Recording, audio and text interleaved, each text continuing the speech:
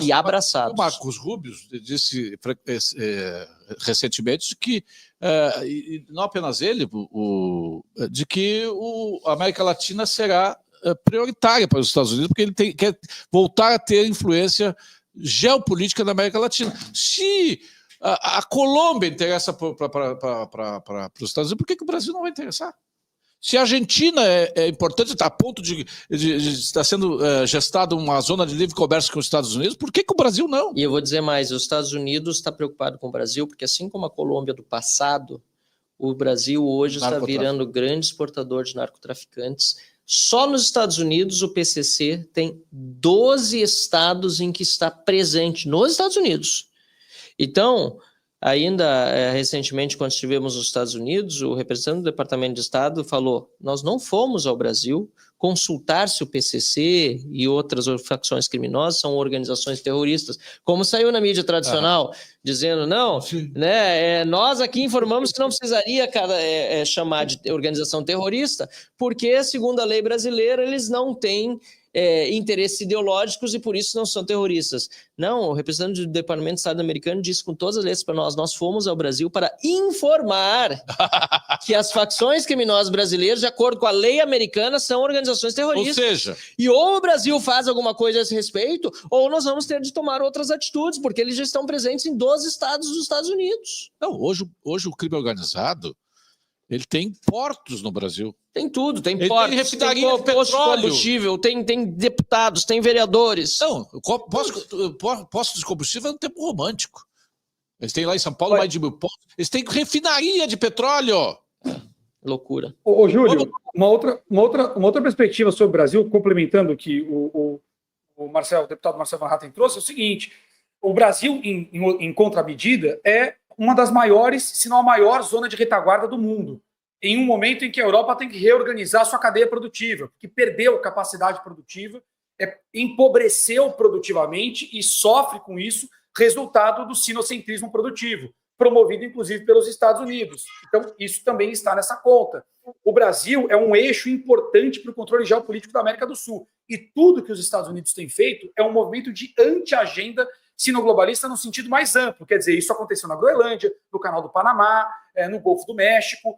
A desestruturação do narco-estado, o Conselho de Narco-estado, é também contra uma ferramenta da China. Né? A China usa, o Partido Comunista Chinês usa o narco como uma ferramenta de projeção de poder geopolítico, já se sabe disso. Tem evidências claras no caso do regime equatoriano que caiu. Então, tudo isso põe o Brasil numa conta que traz relevância. E mais, se toda essa operação está estruturada, organizada, é importante lembrar que um modelo que é exposto serve de régua para pressionar outros países. Ou seja, a censura promovida no Brasil não é diferente da censura promovida nos Estados Unidos. Quer dizer, é mais intensa, mas são mais ou menos os mesmos moldes. Desbravar no Brasil tem um custo político menor em loco, lá nos Estados Unidos, e gera um movimento mais simples de desestruturação do mesmo modelo. Vale para a Europa também. Então, desbravar os modelos sino-globalistas no Brasil cria uma boa régua para desarticulá-los nos países mais desenvolvidos. Então, isso também dá interesse. Não é à toa que o governo americano tem dado tanto foco ao Brasil. Não é só o trabalho do Eduardo Bolsonaro, que é muito bom, mas é porque interessa a eles desbravar o que está acontecendo por aqui. É o resultado de um processo. Então, a gente tem tudo para ter uma pressão eficaz de fora, não só pela Lei Magnitsky, que abre uma porta, né, Júlio?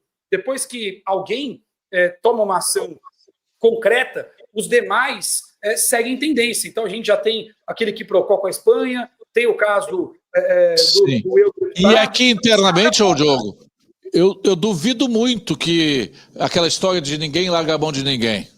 O Inominável vai ser um leproso. Vão botar não há lealdade entre os desleais. Sininhos na roupa dele, vão botar sininhos na roupa dele para que quando ele se aproximar as pessoas possam fugir. Eu acho importante lembrarmos aqui. Percival Bugina, depois dos comerciais. Lembrarmos do PCC, porque nós nos acostumamos com a ideia de que há um PCC, que é uma sigla de 3 letrinhas, né? E ela está aí, e ela opera, e ela tem tudo que foi descrito, ela tem esse poder todo na mão, e isso transita na sociedade com absoluta normalidade. Tranquilo, né? Quando, na verdade, é uma coisa monstruosa. Exatamente. É uma coisa monstruosa, inominável, vergonhosa. É. E, ao mesmo tempo, o Supremo Tribunal Federal está preocupado com a política. Está preocupado em prender gente que não cometeu crime algum, com construção de narrativas. Pior que isso. Nós estamos esquecendo aqui, ao falar sobre os nossos problemas, esquecemos dos coitados dos presos do 8 de janeiro. E o Supremo não cuida de outra coisa a não ser de fazer mal para algumas pessoas de um processo vingativo. Então, eu fico indignado com isso, porque não é admissível a insensibilidade da sociedade brasileira para o tamanho desse problema. No dia 8 de janeiro, a única coisa, estou convencido disso e cada vez mais, a única coisa planejada no dia 8 de janeiro foi o cenário. O cenário foi armado. Praça vazia, guarda afastada, portas abertas e infiltração para produzir o resultado da narrativa com a qual nós estamos convivendo até hoje. Exatamente. Quem fez esse planejamento? Isso aí pegaram o roteiro. Quantas histórias são contadas? Pegaram o roteiro do 6 de janeiro. Lá quantos detalhes não mostrados? Quantos vídeos não foram exibidos? E olha, o PCC, a gente fala PCC e CV, mas nós estamos falando dos seus aliados, dos seus... Uma joint venture hoje com o Hezbollah. Segundo informações de gente que esteve lá no 8 de janeiro, tem gente que... Isso tem que ser investigado e, infelizmente, não deixaram investigar. Essas imagens até sumiram. Gente do crime organizado lá, infiltrada.